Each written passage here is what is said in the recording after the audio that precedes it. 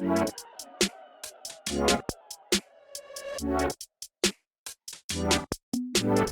at NFT Fest with a good old friend of mine, Mikey. He's full of good ideas, GM. Thanks for having me, Rowdy. Mate, tell us, Good Ideas, it's a creative studio agency. What sort of good ideas have you got coming up at the moment? Have you been working on, and what does 23 look like for you guys? Yeah, so it's quite funny. We actually started as an NFT project back in February that we never launched, and that developed into a full creative studio.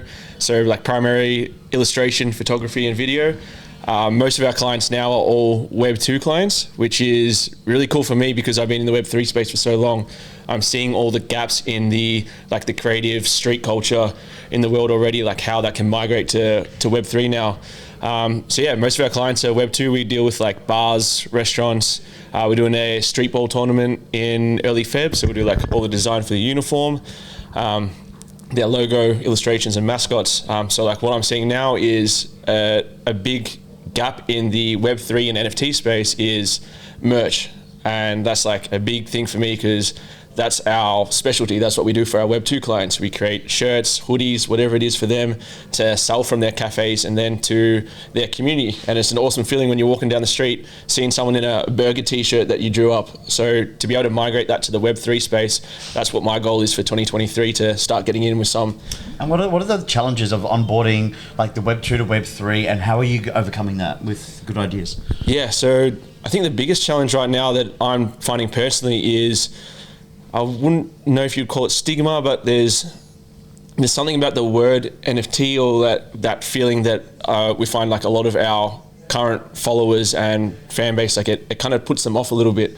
So we're trying to find ways, because the thing behind NFTs, like let's even talk about like the chips that you can put in the shirts that we've kind of talked about, where essentially the same thing, like you can buy a shirt, have the RFID, what is it, NFC, or so you can have the NFC chip in and have that linked back to the owner.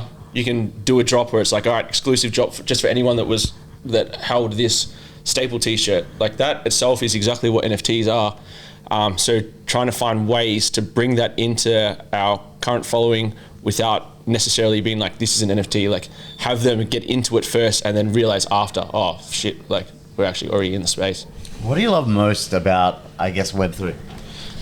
I love most is, especially because I come from a corporate background where it was very me against you. Like my whole upbringing from studying to the first few jobs I worked was, there's no sense of how can we help each other if I don't get something in return. But as soon as you come to events like this, like everyone that I network with, it's not how can I use you to help me, it's how can we do something together and both become better from it and both like grow. Sense of community, right? Yeah, working together. Yeah. I think that's like, it's like that tall poppy syndrome where it used to be, it was like you just had to be the highest, where it's not. We realize now there's an abundance for everyone, so it makes sense that we can just work together and just grab it. Love it. You're a fellow Mutant Ape holder as well. What are you bullish on within the Yuga ecosystem? What am I bullish on? I'll be honest, I stepped away from the space a little bit, so I'm not completely up to date on what they're doing. But for me, the thing I've loved most about holding the ape is the network. And once again, we talk about community, what that's been able to build for me. I have access now to a group chat of 75 other holders in Australia. Anytime I need something, like for example, we had an issue with a client we did some like product design for, and we'd never done licensing for our products before because usually it's small quantity. This one's going to be quite large quantity. Chucked in the ape chat, hey, does anyone know anything about IP laws or trademarking? Had 3 guys hit me up within an hour. They're giving me phone calls like 8, 9 o'clock at night, just chatting me through it. I wouldn't have been able to get that instant access to people of like such a caliber that do have that knowledge and willing to share it without it. So that's the biggest thing about the ape for me. Beautiful. If you've all right, let's think about this, right? Would you sell one of your kidneys for a gold Bored Ape? Yes for gold, absolutely not.